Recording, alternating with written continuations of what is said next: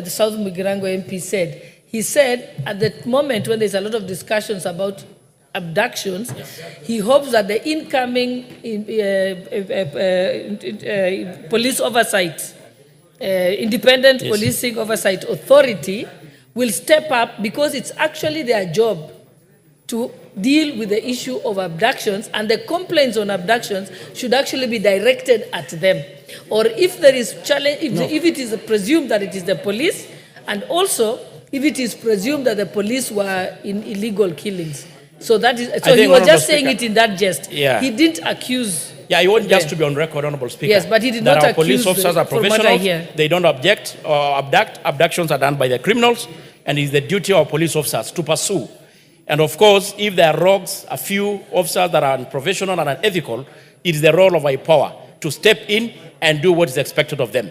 And I've got no doubt that the 8 are competent Kenyans, suitable with skills and experience to do the job assigned to them. And with this, Honorable Speaker, I beg to reply. Honorable members, I now put the question that, taking into consideration the findings of the Departmental Committee on Administration and Internal Security in its report on the vetting of nominees for appointment as chairperson and members of the board of the Independent Policing Oversight Authority, laid on the table of this House on Tuesday, the 26th of November 2024, and pursuant to Article 252B of the Constitution, as read together with Section 11(6) of the Independent Policing Oversight Authority Act, Cap 86, and Sections 3 and 8 of the Public Appointments Parliamentary Approval Act, Cap 7F, this House approves the appointment of the following persons to the board of the Independent Policing Oversight Authority. 1, Mr. Ahmed Isaac Hassan, CBS, as chairperson. 2, Ms. Anne Wanjiku Mwangi, as member. 3, Dr. Mika Ayego Nyakengo, PhD, OGW, as member.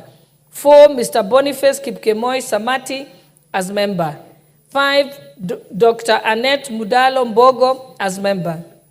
6, Honorable John Mushiri Nyaga, HHC, as member. And 7, Mr. Ken Williams Nyakomita, OGW, as member. And 8, Ms. Jacqueline Lukalo Mwenesi, as member. Will as many as of that opinion say aye? Aye. Will as many as of the contrary opinion say nay? The ayes have it.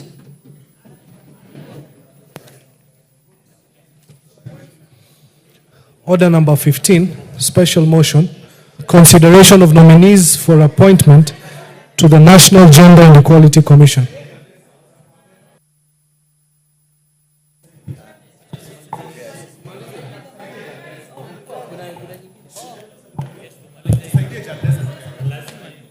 The chairperson for the Departmental Committee on Social Protection, or Honorable Hilary Koski, you're the one standing in. Okay. Thank you, Madam Speaker. Honorable Speaker, I beg to move that, taking into consideration the findings of the Departmental Committee on Social Protection in its report on the vetting of nominees for appointment as chairperson and as a member of the National Gender and Equality Commission, laid on the table of the House on Tuesday, 26th November 2024, and pursuant to Article 250 of the Constitution, Section 117 of the National Gender and Equality Act, Cap 7K, and Section 3 and 8 of the Public Appointments Parliamentary Approval Act, Cap 75. This House approves the appointment of the following persons to the National Gender and Equality Commission: Honorable Rehema Dida Jaldesa, chairperson; Mr. Michael Nzommo Mbituka, as member.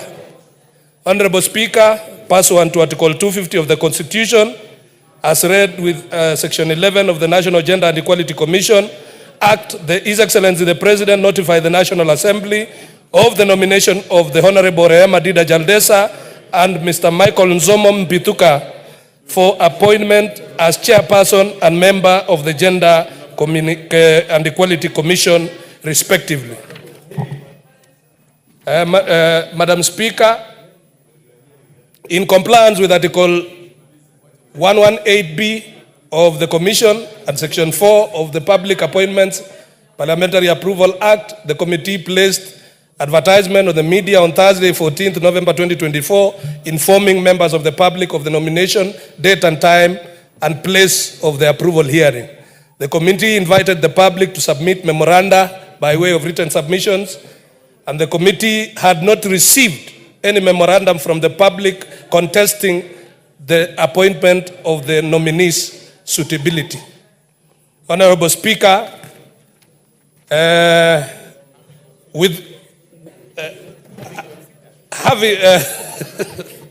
Honorable Speaker, having considered all factors and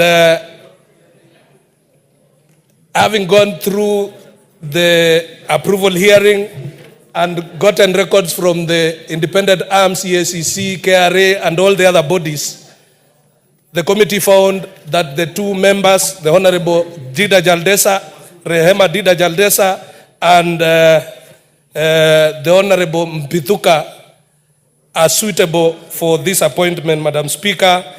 And I move and beg, I beg to move and request Honorable Wainaina Wambugo to second. Thank you, Madam Speaker. I'd like to second this one.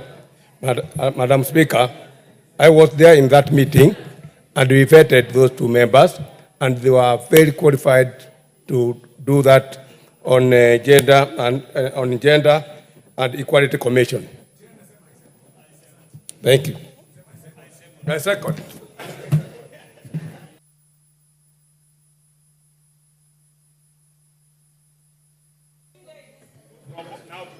Have you seconded, Member for Udhaya?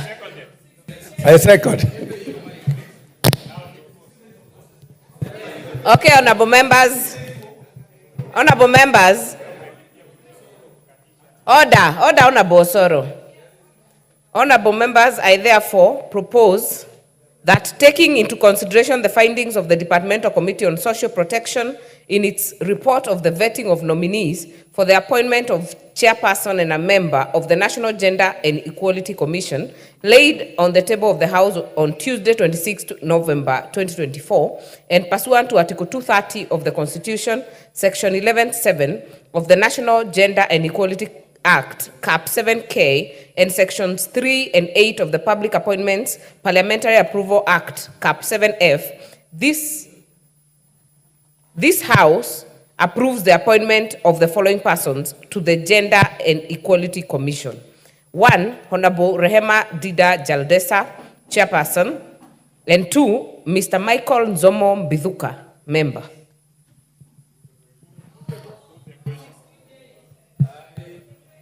This is a very important commission. We will give a few members, starting with the Leader of Majority. Thank you, Honorable Chair. Honorable Speaker, sorry. I'm used to the Speaker chairing the Committee of the Whole. Honorable Speaker, thank you for this opportunity, and I rise to support the nomination of Honorable Rehema Jaldesa, who we served with in the 11th Parliament. Was it 11th or 12th? 12th Parliament. 12th Parliament, representing the people of Isiolo. As chairperson, and Michael Nzomo Mbithuka as a member of the National Gender and Equality Commission.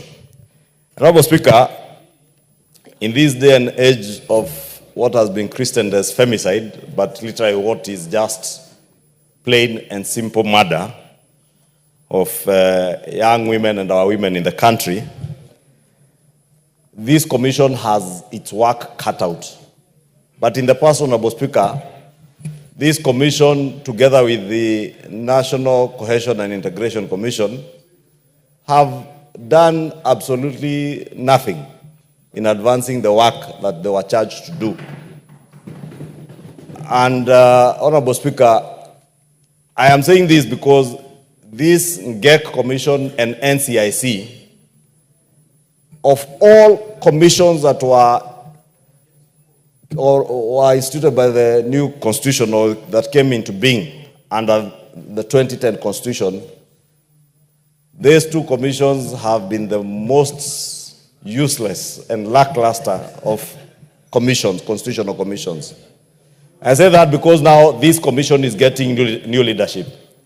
And I do hope that the Honorable Jaldesa, as chairperson and as a former member of parliament, will give life to this commission. Because if she doesn't, then we will get to know that this commission then has no work. And indeed, when we embarked on the National Dialogue Committee's work earlier this year, many people appeared before the committee proposing the dissolution of this particular commission and NCIC, and combining all their work under the Kenya Human Rights Commission.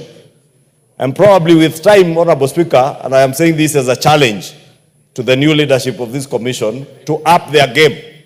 Should they not up their game, we should be asking the country to consider dissolving this commission, that of NCIC, and consolidating all their functions under the Kenya Human Rights Commission, because there is some level of duplicity in their functions, especially this NGEC and the Kenya Human Rights Commission, Honorable Speaker.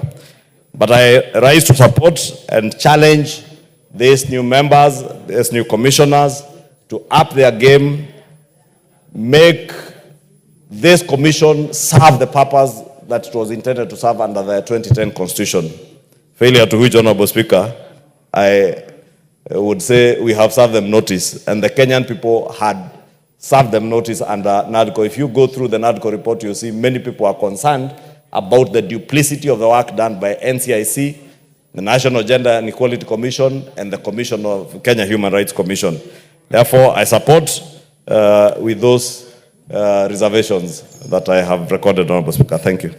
Honorable members, I see there is a lot of interest on this one, so I'll cap a maximum of 3 minutes to each member so that we get as many to speak on this motion. Minority Whip. Thank you, Madam Speaker. Madam Speaker, first of all, let me indicate that we are in the 16 days of activism on gender-based violence, whose theme is to orange the world. And Madam Speaker, I just want to indicate that we are very happy that when we are discussing this, both the speakers have been women, and I wanted to compliment you that both of you have been exceptionally smart today. Madam Speaker, because my time is short, I just want to say that I agree with the minority leader that the gender commission, majority leader, it means I've already taken over your job, but I want to say that, Madam Speaker, NGEC is not doing its work efficiently. Both him and I have at some point or the other served in the budget committee. It is because they are severely underfunded. So we cannot severely underfund them and expect them to do good work. Please fund them and they will do excellent work. Madam Speaker, because again of a short time, I'm hoping they will prioritize the issue of femicide. Too many of our girls are being killed and we need to look at it. Madam Speaker, I hope they will prioritize the issue of discrimination. I am told in Kiambu County, 25 women have been stopped from voting because they are nominated. It's unconstitutional, it is discriminatory, and it is unfortunate what one of the MCAs talked about, that the women, nominated women, which then includes me because I was also nominated, that the only thing we bring is between our legs. We bring that one as well, of course, but we also bring our heads. Because you cannot pretend we don't have things. Even you have things beneath your legs. Madam Speaker, I'd also want to indicate, no, you will not intimidate us with such issues. Madam Speaker, I'd also want to say, Order, members. Madam Speaker, they are trying to destroy. Honorable Millie, it is a point of order from the majority leader. I will allow. No, Honorable Speaker, I rise on a point of order because of the issue. You know, I'm from Kiambu County, and I am a very good supporter of women leaders. and I would not condone the kind of talk that I also heard from that particular MCA, who represents a ward in Kiambu constituency, Kiambu town constituency. However, there is we must also be careful not to admonish people based on social media propaganda, because we are all subjected to the same social media propaganda. The things that you see being said about those things about in between the legs, I have actually confirmed with nominated members of the County Assembly of Kiambu that that particular MCA never uttered those words. He may have, and he actually did speak to what Honorable Millie is alluding to, that nominated members of parliament and senators and MCAs vote on county matters, on just like senators don't vote on county bills, that nominated MCAs should not vote on ward-related bills and motions in the assembly, which is unconstitutional. But it is just the ignorance of an MCA, and I would ask the Honorable Mashua to take him through some tutelage, but just to correct the information that the derogatory things that are being reported on social media, I am told is propaganda, and I have confirmed that from women MCAs in Kiambu, because I had taken particular interest in protecting women in the Kiambu County Assembly, because we nominated women, most of them are nominated by UDA. And that sounded more like a point of information, and I don't want us to make contributions through point of order. So I will give you Honorable Kaluma if it is a point of order. But if it's information, you wait for your chance to contribute. Yes, because I want to contribute, my lady. My lady, no, not my lady. It's how we call lady judges, lady, not my lady. But Honorable Speaker, Honorable Millie is on record as saying women, especially women in leadership, don't just bring between their legs, but their head also. Honorable Speaker, we hear what Honorable Millie is saying, and every Kenyan watching hears what this thing between the legs, Honorable Millie, is talking about. I don't think, Honorable Speaker, that that is a parliamentary kind of language. It is sexualizing women, in my view, and it diminishes women when in fact our intent is to uphold the integrity of women and competence beyond matters of sex and gender. I wanted to request that we don't allow that on record, and we request Honorable Millie that beyond the comic relief that be withdrawn. I have my wife, I have my daughter, I have my mother, they are all alive. You have made your point. To be measured that way. You have made your point. We shall not allow more. Honorable Millie, you have heard the members on points of order. Kindly. And I hope to have my time. Madam Speaker, there are many serious issues raised in jest. And I want to say that it's a matter of fact that I am coming here with things beneath my leg. Let's not pretend. But you shall not use it against me, because I did not bring it here for any other purpose rather than the God-given that it is annexed to me. Otherwise, I would have left it in the house. But you shall not use it, because I don't use it for purposes, any other purposes, than because it's annexed, Madam Speaker. But other than that, Madam Speaker, I just want to say that members have also raised the issue of ethnic representation in the commission. And I want to agree that what Honorable McCallum had said, and we've said it before in the House, that if we look at the commissions in totality, we might actually discover that there are areas that may be marginalized. So I agree, as a person who is concerned about equality and equity, and I'm speaking even when I know there are people from my region here, it does not exclude the fact that we must include the whole country. And I want to indicate, Madam Speaker, that I'm a very proud person today, even as a woman leader, that in this week, 2 of my mentees have gotten appointments even without my intervention, because I did excellent mentorship. One of them in the policing, Annette Mbogo, and the other one, Watila. In 1 week, Madam Speaker, it speaks to my good leadership. So if I'm seeing the majority leader is saying broad-based, please, Let us make sure we listen to Kenyans, deal with what Kenyans are saying. Otherwise, men are jumping all over declaring presidency. If you joke, Millie will declare presidency. But for now, I'm not declaring, and I wish you all excellent 16 days of activism on gender-based violence. Please protect, respect, and uphold women's rights. They are your mothers, they are your brothers, they are your sisters. I don't want to mention wives because you have peculiar relations with your wife. They are your side chicks, they are your girlfriends. Be nice to them. Thank you. Member for Marsabit. Thank you, Honorable Speaker, for giving me this opportunity to support this motion and also congratulate Honorable Jaldesa and Mr. Michael Nzomo Mbituku, and especially Honorable Jaldesa, who will be the chairperson. Honorable Speaker, this is a very sensitive time in Kenya, and especially the season we are in, where gender-based violence has become the order of the day, and many young people, many young women are being harassed and also killed to some extent.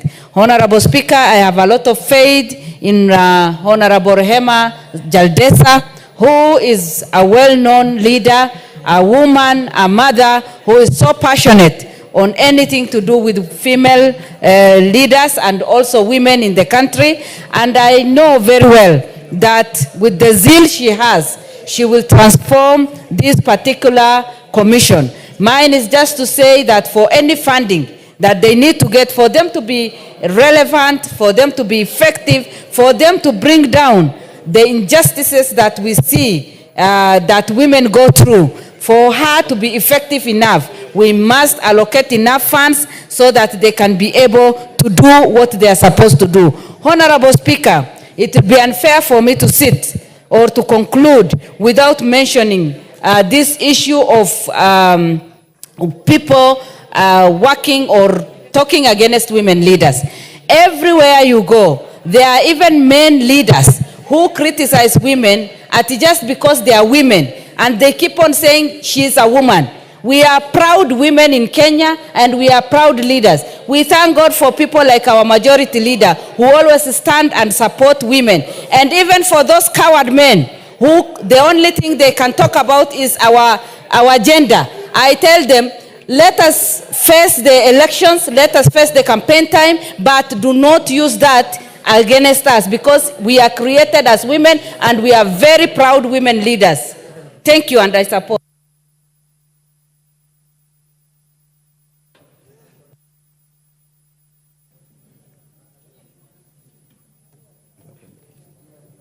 Thank you, Speaker.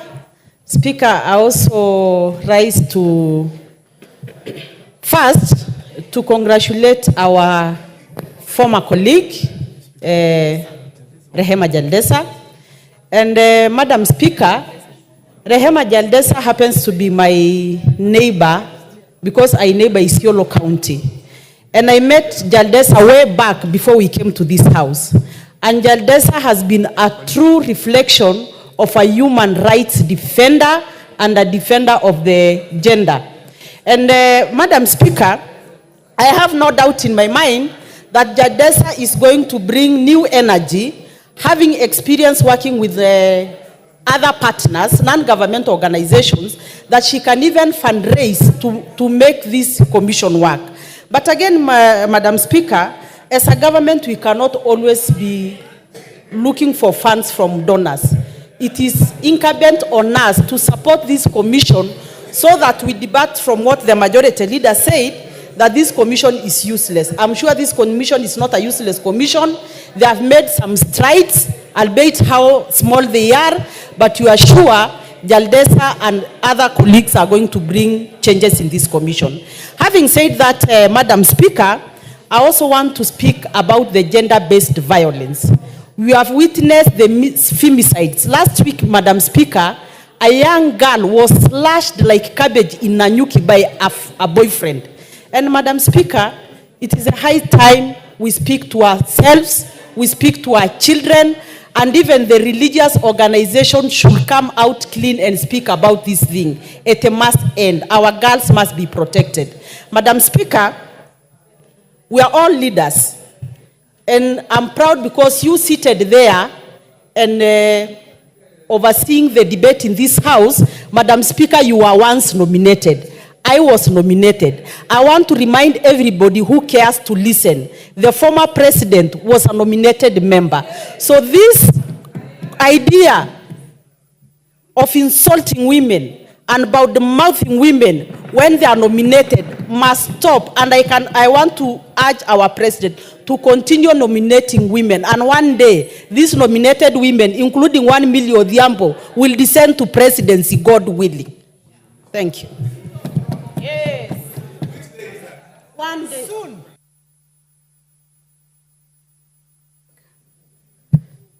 Member for Buri. Thank you, Madam Speaker. I stand to support these nominees. Let me say that Jaldesa was my colleague and a neighbor.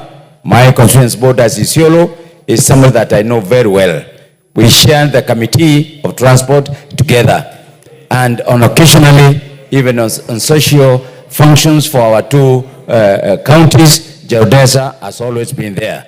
I trust she has all the qualities of leadership. Madam Speaker, when we speak about gender, there is a misconception that the gender is only dealing with women. Madam Speaker, I have been to the Ministry of Gender. I had a discussion with the PS of gender, and she agreed with me that the boy child has been neglected. Mr. Speaker, when we are talking about equality, we are also talking about the light of a boy child and lights of men. Mr. Speaker, I want to urge that Madam Jaldesa and her team focuses particularly on the uplifting the standard of a boy child in this country, Madam Speaker. I believe in equal opportunities for everybody, Madam Speaker. I know for sure there are so many opportunities that come when we all bring equality. Madam Speaker, the issue of equality has been misused, and I believe this is the time now Jaldesa start and putting up focus on the same. Madam Speaker, there is a lot of violence against women. I totally agree. And I'm against that, Madam Speaker. I also say there is a lot of unspoken violence against boy child. Madam Speaker, every day you read a newspaper, every day there was a discussion on some people molesting young boys. Mr. Speaker, that's a matter that needs to be given a lot of attention. Madam Speaker, there is increasing female gender mutilation, which has come back again, Madam Speaker. I want to urge you this House and this Commission, that is one business they have to start dealing with. In my constituency, Madam Speaker, Bori, we are having discussions and serious discussions with churches, with elders, with men of good faith. I am a father of two beautiful girls and my wife, of course. And I would like to have my girls safe, my neighbors' girls safe, my community girls safe. So, Jaldesa, the work is cut for you. We want to see you moving up, championing the right of every citizen in terms of equality and more so in terms of the boy child. I thank you, Madam Speaker. Member Honorable Obo Rueda. Asante Speaker. Mimi pia nataka niafiki na wenzangu kwa hii hoja. Niwaunge mkono hawa waliochaguliwa. Kusema la kweli Jaldesa atakuwa mstari wa mbele kwa sababu tuamjua alivyokuwa women rep, alikuwa akifanya bidii sana kwa mambo ya wanawake. Kwa hivyo anajua, na sasa nataka kuomba hao waliochaguliwa wasikae tu kwa maboardroom, watembee.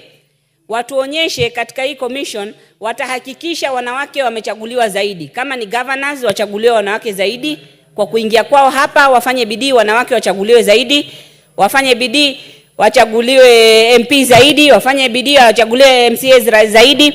Na vile nasikia wenzangu wanaume hapa, wabunge wanaume, mmoja anasema kwamba wanaume pia wapewe kipaumbele, hata hususan boy child. Sikatai, lakini kwa sasa ilivyo hii gender, yule ambaye yuko mnyonge kidogo ni mwanamke. Yale maneno tunasikia, na kama hapa nimeona majority leader alitetea. Kwangu mimi ningeona ni usawa ikiwa mtu amesema imesemekana ni uongo, sivyo vile alivyosema matusi, basi angejitokeza akasema haya si ya ukweli, ni propaganda. Lakini ikiwa inaendelea na propaganda hiyo inatuchapa, mnafanya hata sisi hatutaki kuzungumza, lakini mtafanya tuzungumze. Kila mtu ana maumbile yake. Ikiwa mwanamke anaweza itumia, hata mwanamume anaweza itumia. Na naona ya wanaume saa nyingine nikisema mtasema nasema vibaya, lakini kwa nini ikiwa mwanamke haambiwi maneno haya paka asimame akiwa daktari? What is out of order? I think we need to be very careful with the terminologies as we refer one another in this house. I am not a man, I'm a member of parliament, and I'm speaking as a member of parliament. I'm not just another man. Please, can we have some bit of courtesy and respect? Member for Buri, what is out of order? Are you not a man? No, she has said, I have heard, she has said, yeah. I have heard a man. She has said, I have heard a man in this house. Honorable Rueda, the standing orders are clear. You will address the honorable members as honorable members. That does not take his gender away though. Jina la mtu hapa. Kama mtu ameona kofia inamtosha kaivaa story yake. Sijataja jina la mtu. Sasa nasema ikiwa ni daktari, ukiwa ni pilot, ukiwa ni any other professional, hautusiwi hivi, unatusiwa. Lakini ukija tu kuwa kiongozi, ikiwa ni mwanamke lazima atusiwe.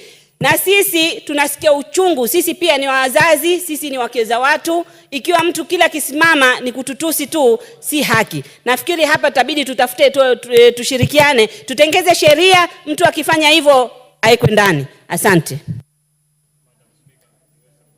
Honorable Kaluma.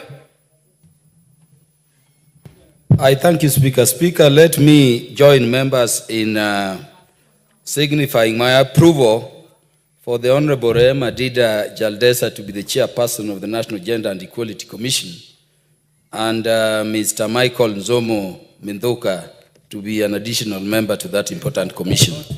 Minthuka. Honorable Speaker, let me also join the members who have spoken that for quite some time we are turning these commissions into institutions where people just go into one salary.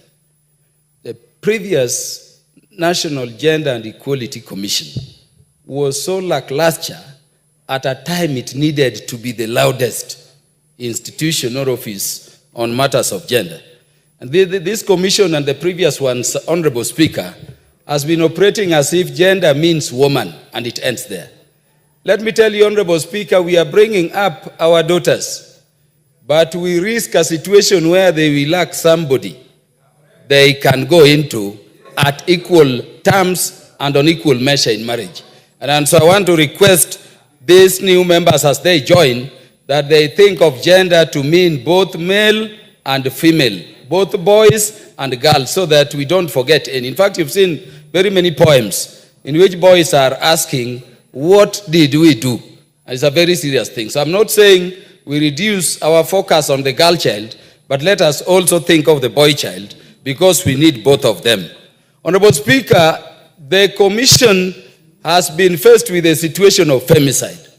I never heard the National Gender and Equality Commission speak loudly on the matter and even contact the National Police Service Commission, which is the oversight commission for the police, to firmly intervene in the matter. Totally lackluster. Honorable Speaker, this commission has been there at a time the world is struggling to define even what a woman is. And you saw the interview of Ketanji Brown, the first black woman, member of the Supreme Court, being asked, what is a woman? And she says, I don't know. It is biology. This commission has been there, Honorable Speaker, when the Supreme Court here decided that your gender is what you decide each time, your sexual orientation and how you assign it. And Honorable Speaker, when we were fighting in the Supreme Court, we expected the National Gender and Equality Commission to be at the forefront, because these people who call themselves transgender men, Mara have transitioned, transgender female, yet you are a man. are taking the spaces and opportunities we have fought over for eternity over women, and they sat back doing nothing. So I wanted to say that let our former colleague Rehema Jaldesa, take charge of this body and ensure that this commission is performing its constitutional mandate in terms of mainstreaming gender. Your time is up. We are getting almost to close this motion. Nominated member Irene Mayaka. Thank you, Honorable Speaker. Honorable Speaker, I also stand to give my support to the two nominees to the NGEC Commission.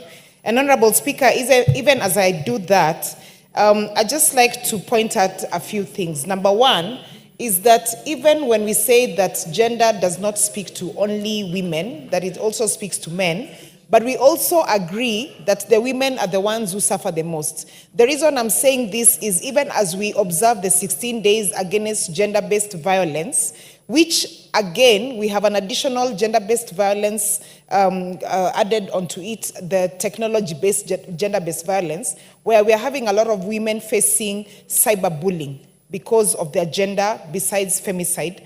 I just want to say that this is a commission that is extremely grossly underfunded.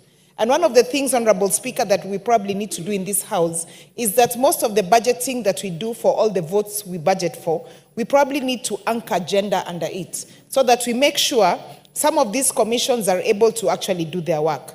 Honorable Speaker, a lot of guys speak about nominated members. As a nominated member, we get really beaten up out there by people who assume that we got our jobs because of what my senior speaks of the between our legs.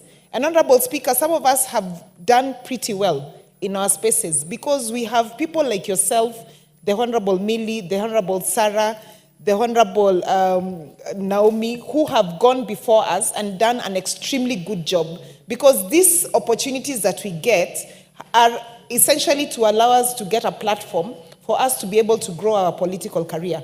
So it becomes very disgusting when some people assume that we get these roles because of what else they assume that we get them from. Honorable Speaker, I also just want to mention and condemn what is happening in Kiambu County. We cannot have 24 members of county assembly not being allowed to speak or vote in their county assembly. That, Honorable Speaker, has to be condemned, especially from this level. So, Honorable Speaker, even as we support this particular commission, I just want to urge members in your different spaces, in your constituencies, your counties, as we observe the 16 days of against gender-based violence, which began on the 25th of November and ends on the 10th of December, please do activities and sensitize both your male and women to be able to ensure that we respect both genders and we do take care of our women and girls. So, Honorable Speaker, I thank you for the opportunity. Very well. Member for Lafi, Honorable Mohammed Abdurrahman. Thank you, Madam Speaker, for giving me this opportunity. I rise to support this motion.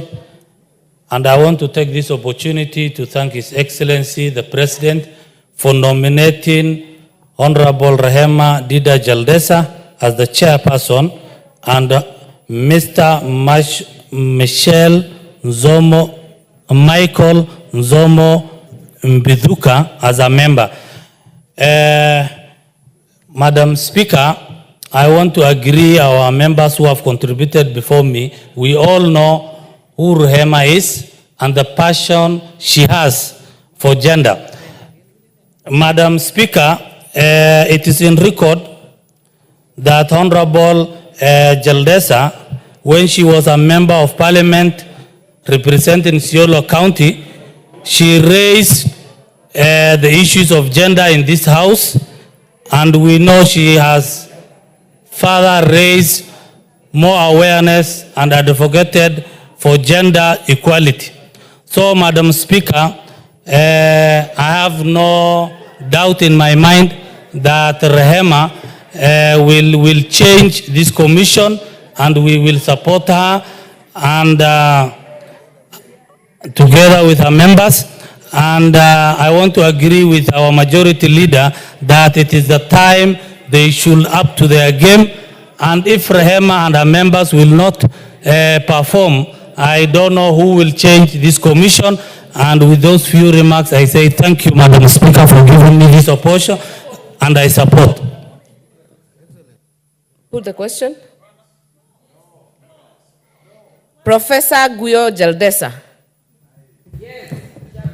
At least. Professor. Thank you, Madam Speaker. I want to support my namesake, my alumni, and my friend for the position of the Commission Chair. Yes. She is alumni of the famous De Garbatula School. Madam Speaker, I just want to say that I 100% support her because I know her and she's a very competent person and she's up to the task and she will succeed, so long as the Parliament supports them. Madam Speaker, people talk of gender, gender, gender, when they do not know the difference between gender and sex. Gender commission is not women commission. If we want a women commission, we should think of setting up a women commission. But gender, National Gender and Equality Commission, was actually derived from 1995 Beijing Conference. During 1995 Beijing Conference is when the world decided that we need to have an equal opportunities for both men and women. And fortunately, next year, the world will mark the 30th anniversary of the Beijing Platform for Action. And one of the actions is to ensure equality for both men and women in this place. Kenya has done a lot.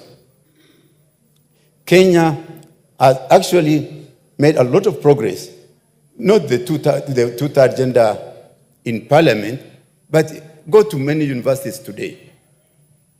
The majority of the students in public universities are women. And the ones who are doing courses like medicine, courses like engineering law, are dominated by women. And that's because of the affirmative action the former president, Daniel Arap Moi, put in place to ensure that women are given affirmative action. And with those things, the Gender Commission, given the right stewardship, will actually deliver, and I support that we have done the right thing. Thank you, Madam Speaker. Member for Njoro, Honorable Kathambi.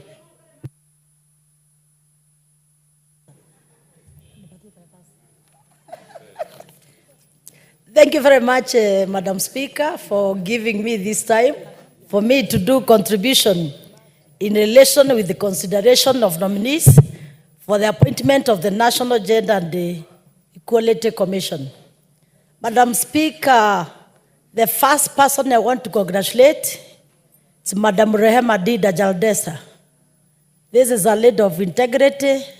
She has worked in different sections in this country. We have worked with her in previous different areas. She is a performer. She is a go-getter lady. Therefore, with the colleague Michael Nzomo, I want to appreciate them. And Madam Speaker, I wish to wish them the best, and as a chairperson, being a lady, I know she is going to do a lot in relation with also what is affecting women in this country. Madam Speaker, it is on that notion that I would also like to appreciate His Excellency the President recently when he stood up in support in relation with the issues affecting women in this country. Therefore, Madam Speaker, I just stood to congratulate this team. I have a lot of faith. Chairperson Jaldesa with the team, they will perform and they will bring changes in this country. Thank you, Madam Speaker, for that time you have given me to congratulate these hardworking people. Thank you. Honorable Nyenze.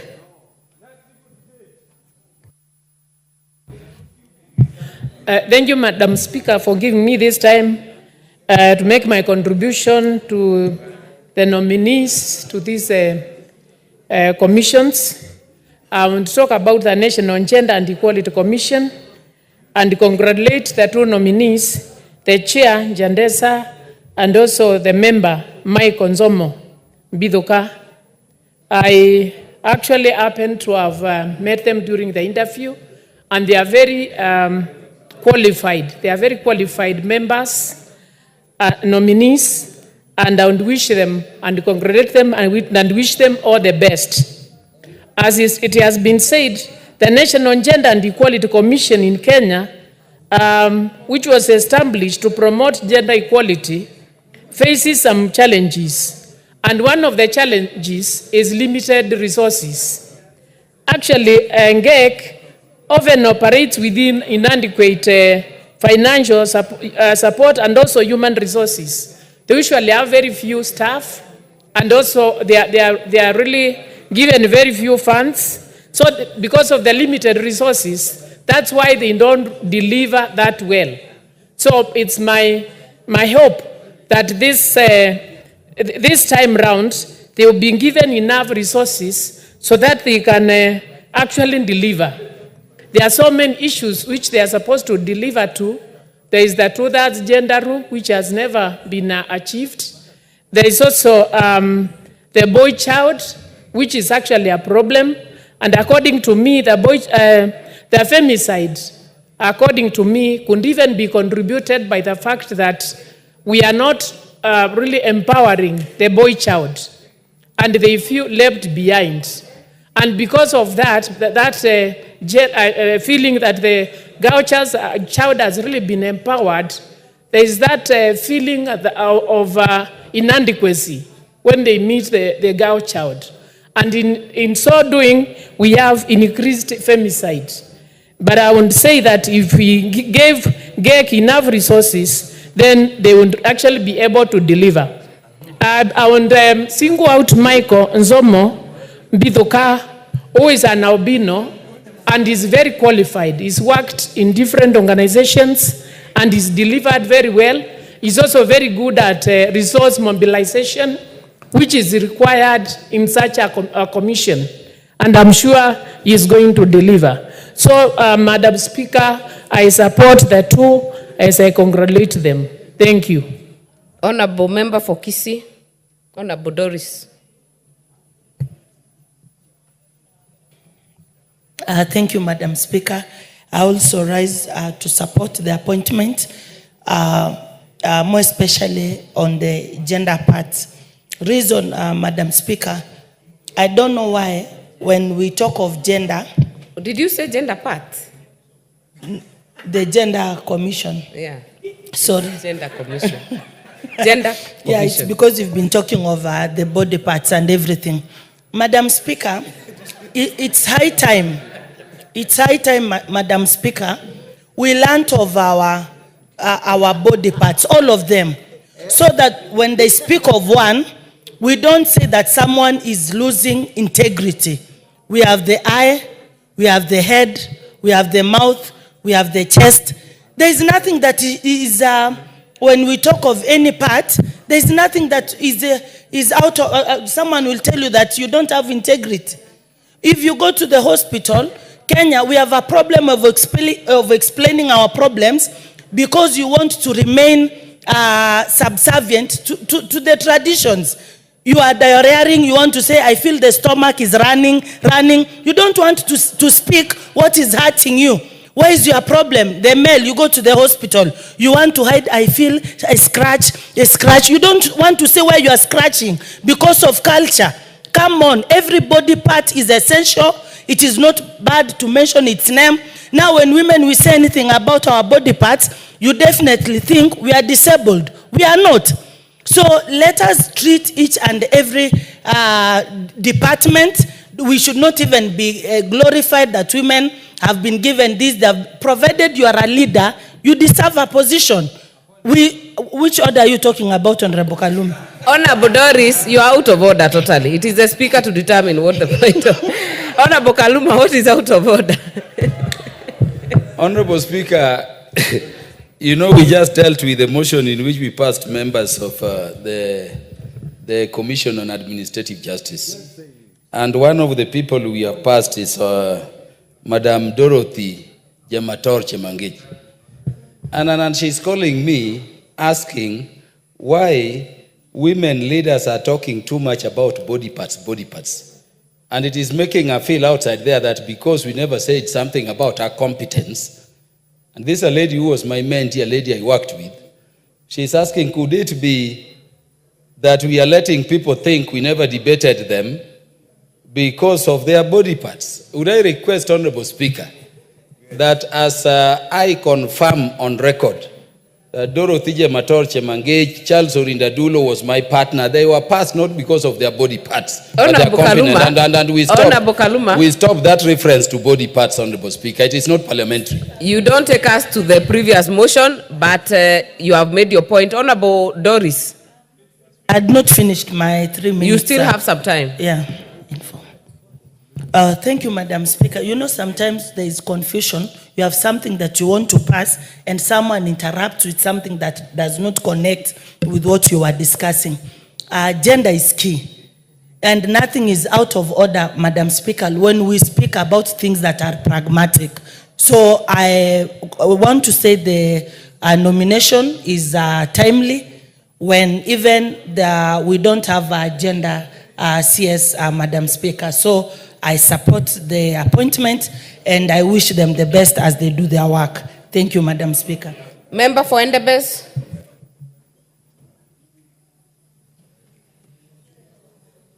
Thank you, Madam Speaker, for allowing me to contribute to this approval motion. Honorable Speaker, the Honorable Rehema Jaldesa served with us in the 12th Parliament, and she was a very committed member, a member who is who knew what she was here to do. And Honorable Speaker, I hope that she will be able to steer this organization, which has not been doing very well in the past since it was formed. I think she will be able to give it a new direction, a new dimension, a dimension that can have impact in the society, because it has not had any serious impact, and that's why many Kenyans have been pushing that this should be dissolved together with the NCIC and be put under the Human Rights Commission. But I think on matters of gender, and Honorable Speaker, we've seen you among other leaders, the Honorable Millie Adhiambo, in this week really condemn the issue about femicide and women being brutally either injured or killed in this country. And I think it is a wave that should not be allowed. Our security agents must be alert, and not just the security agents. We also have community policing. What is it that is not happening? The community policing should be strengthened. Our Kenyans should be on watch out. And because, you know, Honorable Speaker, we are not all created equally. Women are created in such a way that they are the weaker sex compared with men, physically. And that is why you'll find that most of the femicide or killing or injury to the women is being done by men. But we want to really condemn this kind of behavior that should not happen in this country. We should be able to respect our women, should be able to respect our girls, and give them the dignity with which they serve. But at the same time, we must also give the boy child an opportunity so that he's not left behind. Thank you, Honorable Speaker. Honorable Dr. Mutunga, he has left. Honorable Pasaris. Thank you, Madam Speaker, for giving me this opportunity. Madam Speaker, the National Gender Equality Commission was founded in 2011, 13 years ago, just after the promulgation of the 2010 Constitution. The idea was to drive the not more than 2/3 gender agenda, and to date we have failed to achieve that.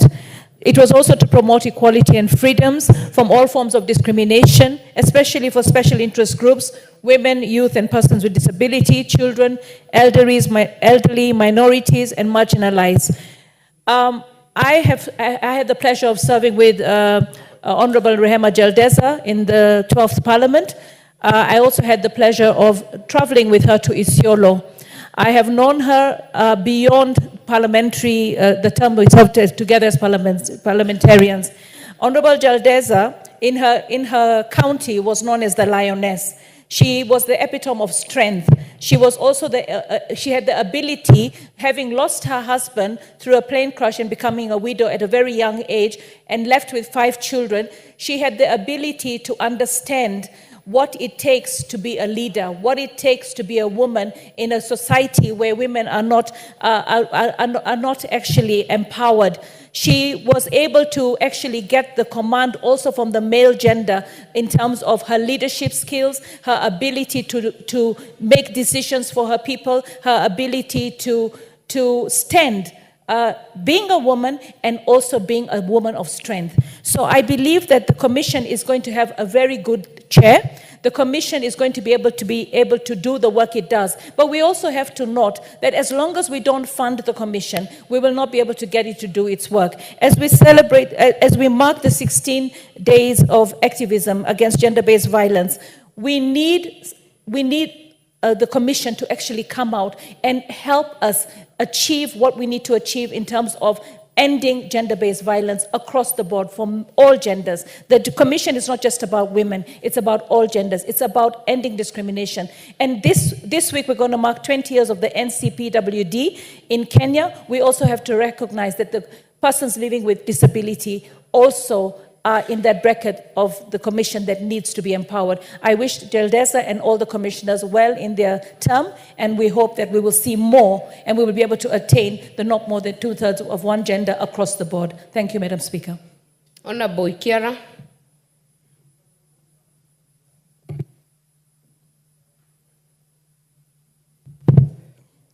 Thank you, Madam Speaker.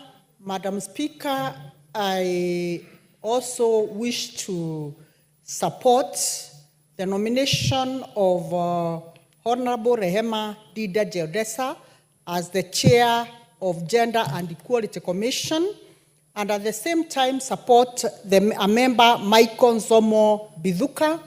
And I wish to thank the committee that vetted these 2 nominees and commend His Excellency the President for picking the best brains to handle this particular commission.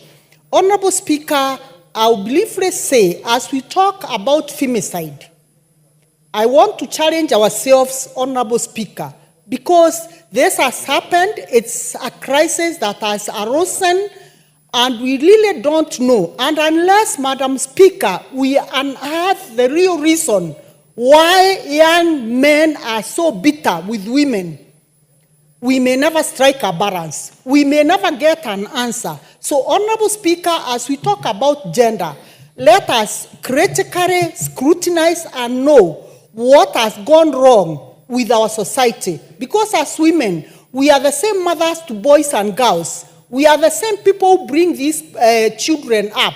But at some point, Honorable Speaker, we are realizing this is out of rage. Let us unearth and strike a balance and know why our boys are so bitter to the extent that they can turn to beasts. Honorable Speaker, I wish to join my sister, Honorable Miriam Odhiambo, as she condemned the wordings of whoever, as much as the majority leader exonerated the MCA who wrote those ones. That is the deep thinking of a majority of men. And even the women, Honorable Speaker, I want to say, when I came to this parliament, it's not men who are talking evil of nominated women. It is the women. So let us not condemn men. Let us scrutinize ourselves. Let us go beyond our boundaries and check what happened in America. When Honorable Harris Kamara was campaigning, the gender issue never arose anywhere. They were campaigning with Trump at par. So, Honorable Speaker, let us respect our boundaries, let us respect ourselves, let us be truthful to ourselves so that we can move this society to better life for ourselves, both men and women. So, Honorable Speaker, I wish Rehema Jaldeza and her team happy tidings as they run this ministry and as parliament, let us be very factual and fund them as much as possible so that this commission does not remain redundant. Honorable Pareyo.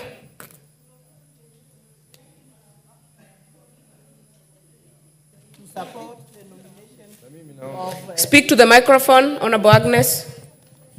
Sorry. Thank you, Madam Speaker, for giving me this opportunity to support the nomination of Rehema as a chair to the Gender Commission. I want to say that these commissions perform a lot of good work, but the problem that is there is funding. I was the chair and the FGM board, and you know these commissions are not supposed to be in their offices. They are supposed to go to the field. But when you look at the money that they are given, that money is not enough to facilitate them to meet the people that they are supposed to talk to. And for this reason, I think it is time we come and look at commissions that are supposed to promote equal opportunities for women, because they are not well funded. Starting from the Ministry of Gender, I happen to have met the former CS Gender, and what she talked about was horrible, because the funding that she was getting was not enough. And the same thing will happen to the Gender Commission. It's not about the person who has been nominated, because I know she's a performer and she will perform. But if she will not have enough money or resources to make her go out, then we don't expect any resources. When it comes to gender, gender is not about women alone. Gender is about boys and girls. So we are supposed to look at both genders, because I do remember last week I went for a meeting, and one of a young man raised an issue in that meeting. She said, "Mama, you have done a lot to girls. Why do you leave us alone?" So I felt it, because we are supposed to address issues that are affecting both boys and girls. And for that reason, I support the commission and look forward to seeing a day that we'll be able to look for resources for these commissions that are supposed to promote women and men issues. Thank you. Thank you, Honorable Kalasinga.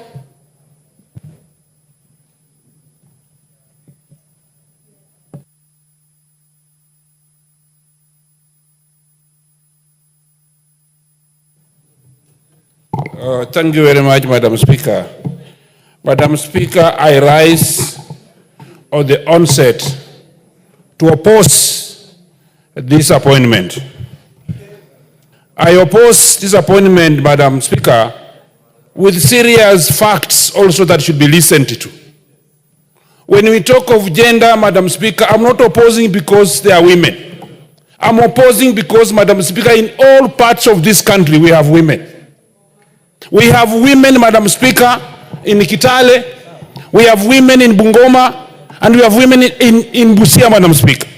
Every time we pass names on the floor of this house, Madam Speaker, and I hope this house should listen to us. Every time we pass names on this house, cumulatively, Madam Speaker, some names belong to some sections of this country alone. Madam Speaker, it is very embarrassing that when we discuss names, you find that some names are coming from 3 major tribes. And this thing we must be able to name, Mr. Speaker, Madam Speaker. Madam Speaker, it hurts us from the names of, even in Bungoma, the name of one Madam Koni Wakwabubi, who appeared even on the nomination list of UDA as a senator. Where the name was dropped, we never knew. Up to now, she's languishing at home. If we have to give names and go to gender, let us balance all over the country, Madam Speaker. Madam Speaker, we passed the names here. We saw that EACC is going one direction. We have talked of this one direction. Everything, Madam Speaker. Look at this, even the Mount Kenya. When we see names going one direction all the time, Madam Speaker, we have also our 30% agreement of western part. We have seen no women from the western region. Madam Speaker, when I talk, I did not come here to represent Kenya. I came here in Parliament to represent our constituents and our region. That's why, Madam Speaker, I come here to oppose this list. And if I have to oppose, I oppose with facts. From tomorrow onward, as we appoint names here, let us see Kenya as a country. Let us draw the map of this country and balance every part and even put thoughts in every part. Madam Speaker, I'm one disappointed man, MP from Bungoma, to have seen no woman. And Madam Speaker, we have very bright women who have gone to school properly also from our sides. I want this one to be a lesson to this house. Lesson to this house, as much as we engage. There is a point of order, Honorable Accepted, but mark my time. It is not you to accept, Honorable Kalasinga. Point of order from Honorable Kaluma. Honorable Speaker, under the Constitution, regional and ethnic balance of commissions is looked at when you look at all commissions cumulatively. Honorable Speaker, is Honorable Majimbo Kalasinga in order to determine regional balance, particularly representation of people of his ethnic community, based on a single commission in which only 2 members are being appointed? Yet, Honorable Speaker, if you look at even the appointments we passed before, who is Jacqueline Mwenesi? Who is Jacqueline Mwenesi? Honorable Speaker, unless this is justified and substantiated, it should be withdrawn and it should be looked at cumulatively. It is not you to reply, Honorable Kalasinga. You had very few seconds remaining, and you have made very serious accusations. Honorable Kalasinga, take your seat. Take your seat. I will give you your time. Yeah, I will give you your time. Just hold it.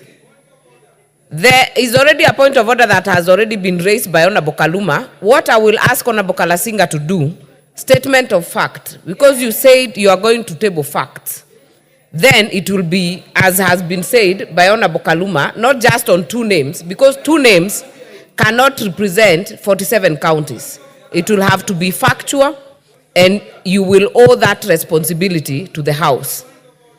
Nobody is out of order, Honorable Rahim. Nobody. The Speaker is actually talking. So you cannot possibly be challenging myself. So I'll give Honorable Kalasinga. You have a few seconds remaining. Set the record straight. It is okay. It is your right to oppose, but statement of fact. Madam Speaker, as a statement of fact, and a fact, I am a member of Parliament for Kapchai, Madam Speaker. In this constitution of Kapchai, there is no single appointment of a woman that has taken place. If I am wrong, name one. We want Honorable Kaluma to name one woman from Kapchai. That's why I'm here, Madam Speaker. I don't come here, Madam, and I don't apologize to this, Madam Speaker. I am not apologizing. Honorable Rahim, what is out of order? Madam Speaker, Honorable Kalasinga should withdraw Mount Kenya in his statement because there is no Mount Kenya here. This Honorable Jaldesa is from Isiolo. She's not from Mount Kenya. So he should withdraw that all the appointments are going to Mount Kenya. He has to withdraw, Madam Speaker. Honorable Kalasinga, you only have a few seconds. Statement of fact. Madam Speaker, statement of fact. I want Honorable Kaluma to name one woman from Kabuchai who has been appointed. I'm here on a matter of fact, Madam Speaker. I apologize for using the word Mount Kenya. But I am not apologizing for a matter of fact. No single appointment has taken from Kabuchai where I represent, Madam Speaker. I am here on a matter of fact. Name for me one. Name right now. What is out of order, Honorable Kaluma? You see, Honorable Speaker, I stood in my place here, and I raised the issue of a misleading statement. That number one, while saying nobody from his ethnic community is in these commissions being appointed, that should be looked at cumulatively. But even in terms of National Gender and Equality Commission, Honorable Speaker, this is not the full list of the commissioners of National Gender and Equality Commission. These are just 2 being appointed. This commission has 9. The former chair was from Bungoma, and there are members from the Luya ethnic group in the current commission.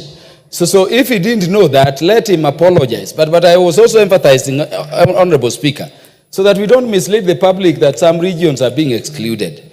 Just this morning, we have passed Mwenesi. So he cannot run from that, Honorable Speaker. He cannot run from that, Honorable Speaker, by, going back and claiming he was talking of his constituency. If it is constituency, even my own constituency, we've never had anybody called a commissioner, leave alone in National Gender and Equality Commission.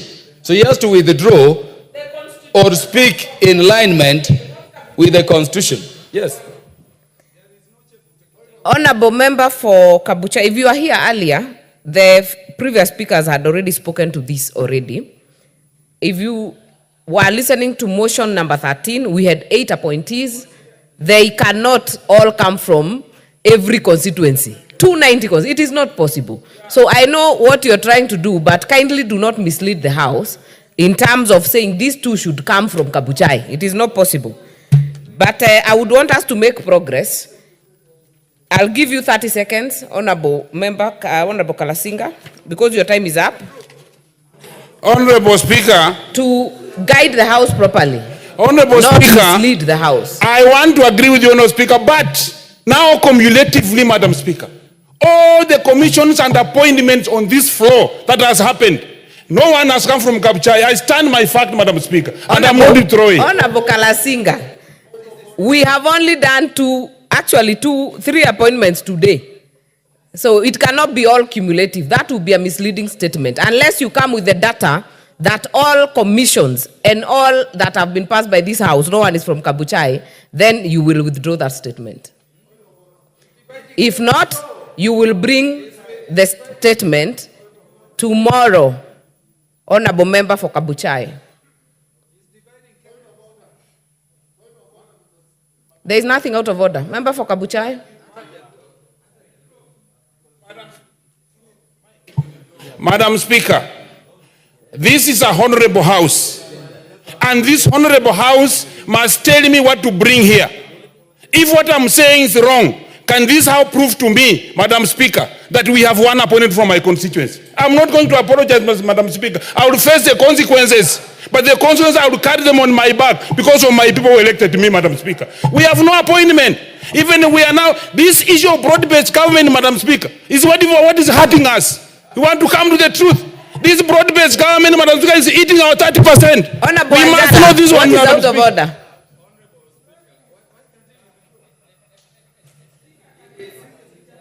Madam Speaker, thank you for giving me this opportunity. Madam Speaker, we are members of parliament of this country, and this is a national parliament.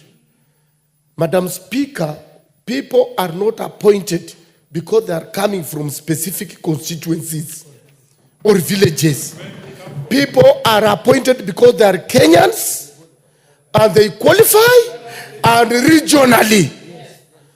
Madam Speaker, the member for Kabuchai knows very well the Speaker of National Assembly of Kenya comes from Kabuchai. That position alone holds so many positions and is the 3rd in the ranking in this country. Is he in order to insist that any appointment must come from his constituency? Yet we are not complaining. Even today when they mention of Mwenesu, we know it's from our region. We accept. Honorable Member for Kabuchai, I actually gave you instructions to withdraw a specific issue from your contribution. I will remind you, standing under 107A, a member commits an act of gross disorderly conduct if the member, number B, declines to explain or retract use of unparliamentary words or declines to offer apologies despite having been ordered to do so by the Speaker. Thank you very much, Madam I will Speaker. expect you to do exactly as I had said. On the specific matter, not everything, on the specific matter. Madam Speaker, unless you state the specific matters, but on the matter of what I've said, I remain firm. I remain firm, Madam Speaker, that what I said, I have knowledge about it, and if there is anything that you want me to prove I've said wrong, prove to me that this is one person was from my constituency in terms of the appointments we have made on the floor of this House. Madam Speaker, I don't want to apologize, Madam Speaker, because... What is out of order, Honorable Millie? Thank you, Madam Speaker. Madam Speaker, we are in the 16 days of activism on gender-based violence. And gender-based violence comes in many forms. You are sitting on that chair as a speaker, and you are a woman speaker. You must act with authority. My good friend, I know what he's doing, but your authority as a speaker cannot be undermined when we are here as women leaders. We will not allow. We will not allow. No.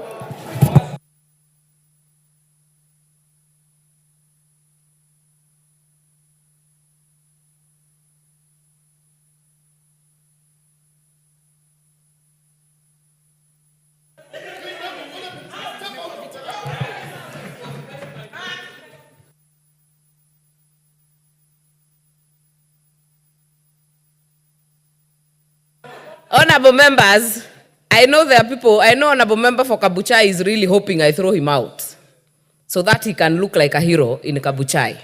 I will not do that. I will not do that. I will not do that, but I will direct that you'll bring that substantiation you have said here to this house tomorrow in the afternoon. If you do not, then consequences will follow. And there is nothing else you have to add. That is guided and is so directed. Honorable members, allow me to give member for Matuga, Honorable Kasim Tandaza.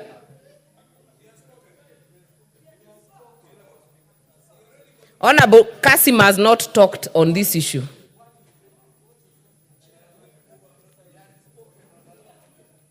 Asante Mheshimiwa Spika. Ni vizuri wenzangu waweze kusoma kanuni za bunge ili wajue ni wakati gani mtu anaweza kupatiwa nafasi ya kuzungumza na ni wakati gani asipatiwe. Sijazungumza katika mjadala huu, kwa hivyo ni haki yangu pia na mimi kutoa maoni. Kwanza nikubaliane na ripoti ambayo imeletwa kwa uteuzi wa mwenyekiti wa Rehema Dida Jaldesa na mwanachama Michael Nzomo Mbithuka, na unga mkono hoja hiyo waweze kuteuliwa kama inavyostahili. Kuna jambo ambalo ningetaka kutilia mkazo katika utendazi kazi wa hizi kamisheni ambazo zimeteuliwa, hasa tukiangalia kamisheni mbili mtawalia na wizara inayohusika ya jinsia. Kamisheni hii ya jinsia na usawa na ile kamishena ya uwiano. Tatizo lililoko kama kinara ya walio wengi bungeni, Mheshimiwa Kimani Ichung'wah alivyotanguliza, ni kwamba majukumu yao yanatatizana katika kamisheni hizi mbili. Katika ripoti iliyotangulia hapo mwanzo ya NADCO, wananchi waliweza kutoa mapendekezo kwamba kamisheni hizi ziweze kuvunjiliwa mbali. Lakini taratibu za kuvunjilia mbali kamisheni hizi ni taratibu ndefu. Ningetoa maoni kwamba katika hili bunge tuweze kukaa na kuwapa majukumu hususan. Kila kamisheni iwe ina majukumu maalumu ambayo hayaingiliani na zile kamisheni zingine. Hili pia litaweza kutatua kwa upande mmoja lile tatizo ambalo limezungumziwa kwa kirefu kwamba kamisheni hizi hazipatiwi fedha zinazotosha. Hazitoshi fedha hizi kwa sababu wamepatiwa majukumu ambayo kila mtu anasema ni yake, na linapoenda vibaya mwingine anasema sio langu. Kwa hivyo bunge hili kwa haraka liweze kuona kwamba majukumu yao yanakuwa machache na hayaingiliani na kamisheni zingine, na hapo tatizo la fedha pia litaweza kupungua. Ninaunga mkono uteuzi huu na asante Mheshimiwa Spika kwa kunipatia fursa hii. Honorable Bungusia.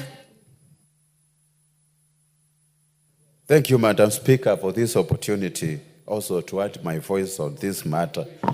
Madam Speaker, I will begin by congratulating the two. Actually, I know them, and I have worked with Jaldesa in the 12th Parliament, and I have got no doubt that they are going to inject the energy needed by this commission, Madam Speaker, to deliver the mandate constitutionally given to them, Madam Speaker.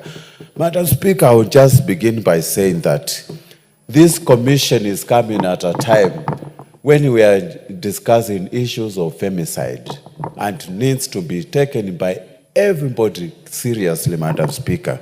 Madam Speaker, this gender commission is supposed to reduce what we call gender disparities.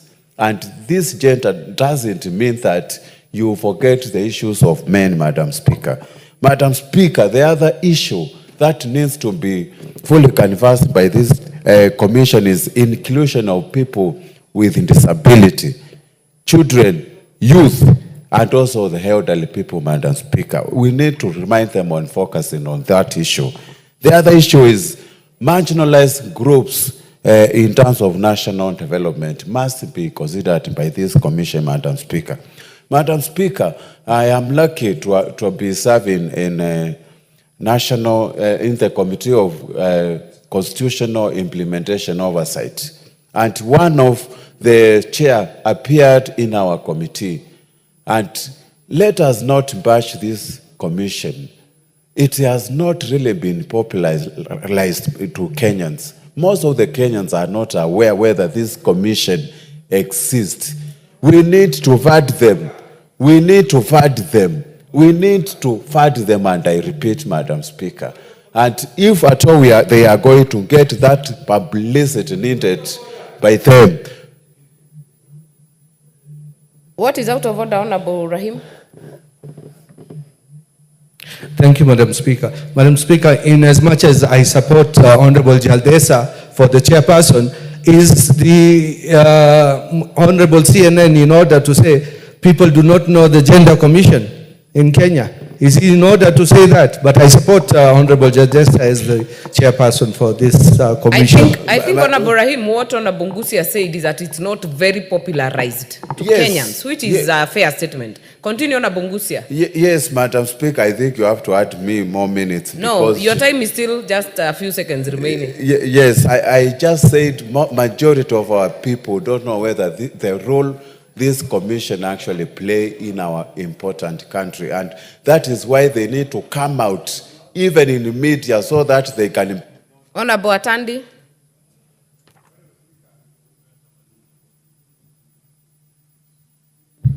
Honorable Speaker, going by the mood of the House, and that most members are in support of this motion, could I request the mover of the motion to reply?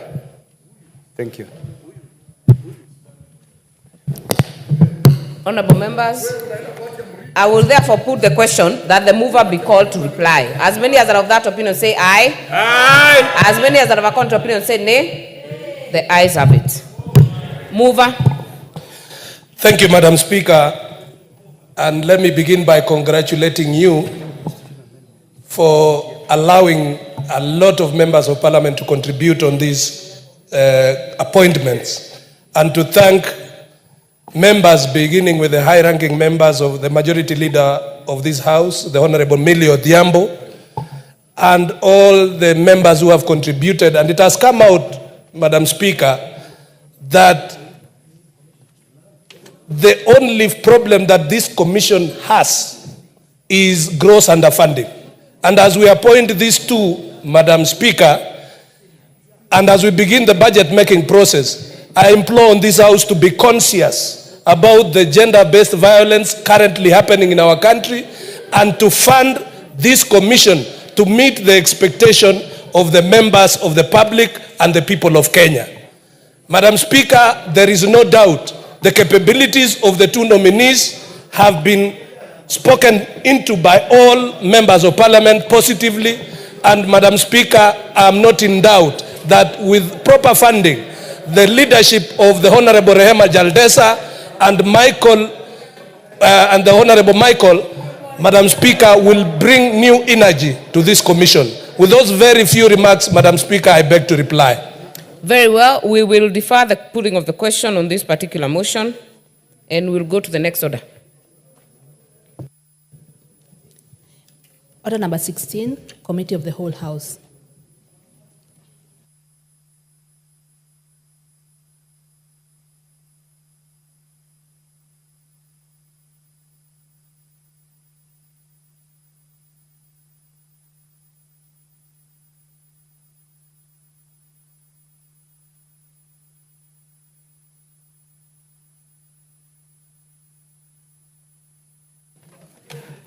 Honorable members, we may take our seats as we go to the committee of the whole.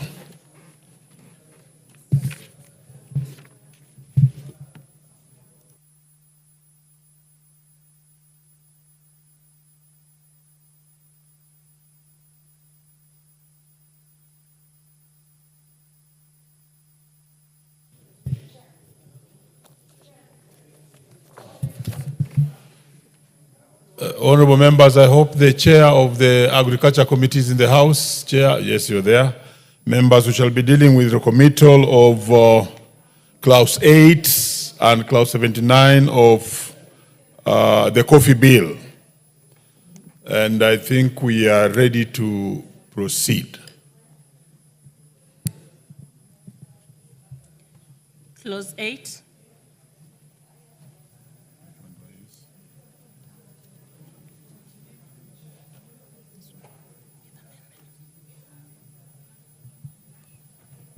What is it, Honorable Kaluma? And you have the mic. Yeah, thank you, Chair. Chair, I have a concern. I see the chair of the committee in charge of agriculture in the House, but I'm not seeing the mover or the member who recommitted clause 79. I don't know the problem with the House in terms of attending the committee of the whole House. And even in terms of the next item, assisted reproductive, I'm not seeing the chair health. So, Chair. Well, you have actually communicated your point. Is Honorable Undo in the House? Wilberforce Undo. But I think the chair is in the House. The mover in terms of clause 79 was the woman for Nandi.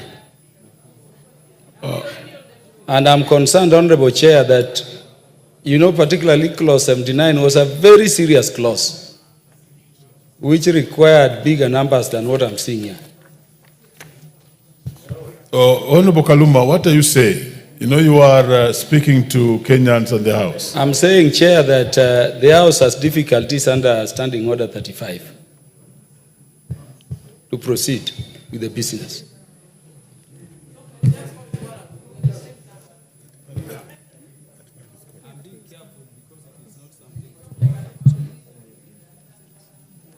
Very well, Kaluma, we have heard you. You are alerting us on Standing Order 35.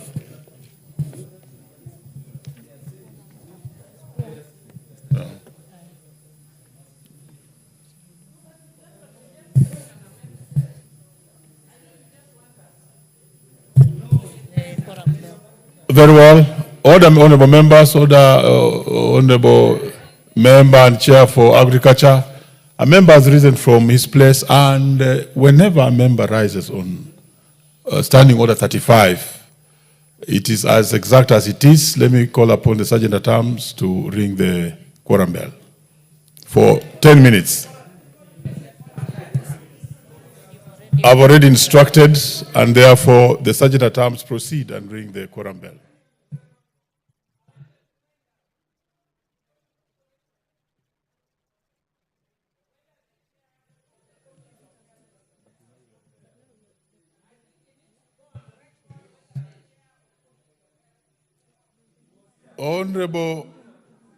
Honorable Millie, we shall have to execute the quorum business first, and then we shall give you a chance to speak. Rudi tu kiasi, kindly. Haya.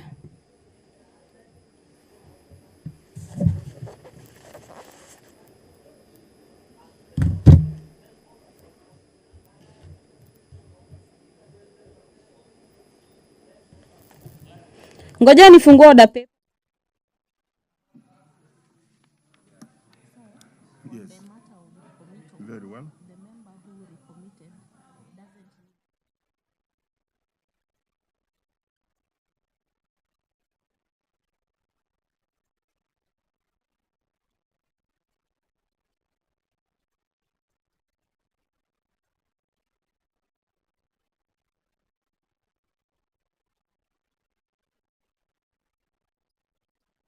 Proceedings this morning. being the proceedings of the House that is currently facing a quorum hitch this morning. The member for Homa Bay Town, Honorable Peter Kaluma, just rose on a point of order, notifying the chair that the House lacked quorum. And the chair, currently presiding over the business of the National Assembly this morning under the Committee of the Whole, has directed the Sergeant at Arms to ring the quorum bell for 10 minutes to allow for members of the National Assembly to make their way back into the chamber this morning to necessitate the House to have quorum to commence with business this morning. Before the House proceeded to the Committee of the Whole, the House was considering the nomination of nominees to the appointment to the National Gender and Equality Commission, calling for proper funding of the National Gender and Equality Commission so that the commission executes its mandate to the expectation of Kenyans. The nominees to the Nge Commission are Honorable Rehema Dida Jaldesa as the chairperson and Honorable Michael Zomo Mbithuka as the members.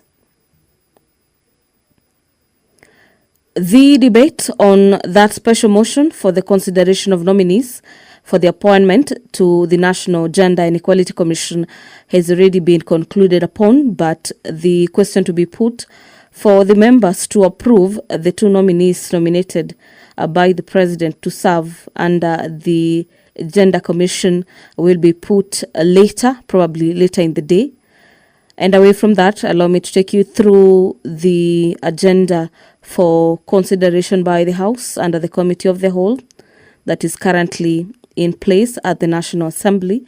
The House is set to consider the Coffee Bill, Senate Bills number 10, of the year 2023 by the leader of the majority party, who has co-sponsored the bill at the National Assembly.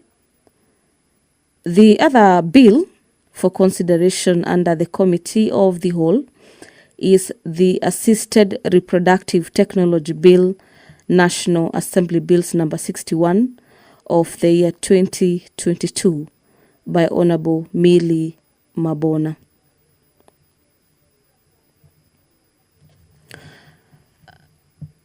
Let's now have a look at the coffee bill. This being a bill that is originally from the Senate, but it is being co-sponsored at the National Assembly. The coffee bill is an act of Parliament seeking to provide for the establishment of the Coffee Board of Kenya and the Coffee Research and Training Institute, which will have roles of the national and the county governments. And this board will regulate development and promotion of the coffee industry for the connected purposes.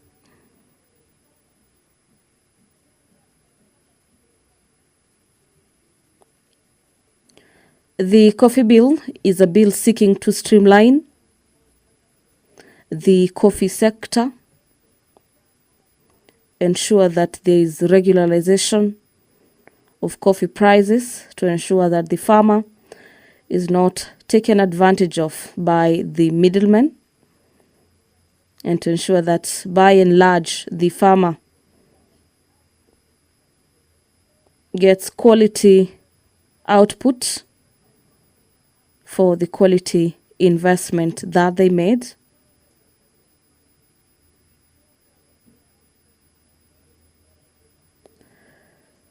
The principal object of the Coffee Bill 2023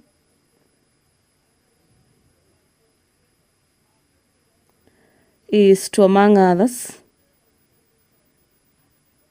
ensure that persons who contravene the provision of subsection 1 or commits offense in regards to issues in the coffee sector is liable to conviction and to a fine not exceeding 1 million shillings or twice the value of the coffee and the coffee product, whichever is greater, or equally that the person who contravenes the provisions of subsection 1, to hear subsection 1 to refer to goes against the law that will be governing the activities in the coffee sector, is also subject to imprisonment of a term not exceeding 2 years or both.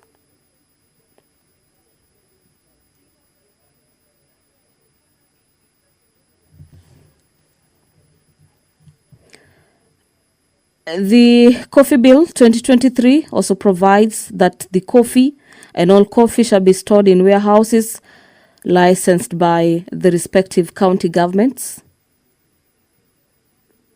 According to the bill, a county executive committee member shall not designate premises as a coffee warehouse unless the premises have been inspected, approved, and equally licensed in accordance with the Act and any other relevant legislation. And the bill states that a licensed warehouse shall conform to the standards prescribed by the Kenya Bureau of Standards. According to the bill, which seeks to ensure or lead to the formation of a coffee board, is that the board and the county governments shall inspect the warehouses and equally monitor warehousing activities on regular basis.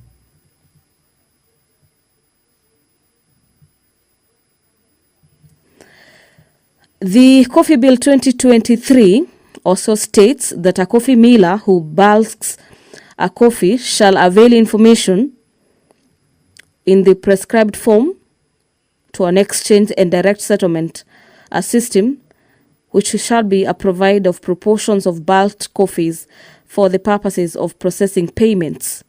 The board, which is set to regulate the coffee industry, and the respective county executive committee members shall separately or jointly undertake inspection regulations and ensure that there is compliance with the Act by the coffee millers. A coffee grower, according to the bill, may deliver samples not exceeding 500 grams of parchment or boni for the independent quality analysis by a laboratory before the delivery of the commercial coffee miller. The laboratory to which a sample has been submitted is also expected to report on the quality and compliance in the prescribed form.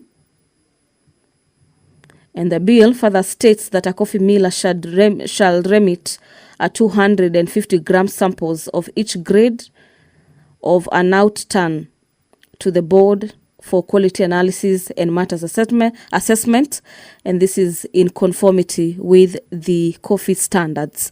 Dear viewers, we are awaiting the attainment of quorum at the National Assembly, upon which I will be handing you over back to the proceedings of the National Assembly, where the House is set to consider the proposals in the Coffee Bill, Senate Bills number 10 of the year 2023, and the Assisted Reproductive Technology Bill, National Assembly Bills number 61 of the year 2023 by Honorable Millie Mabona.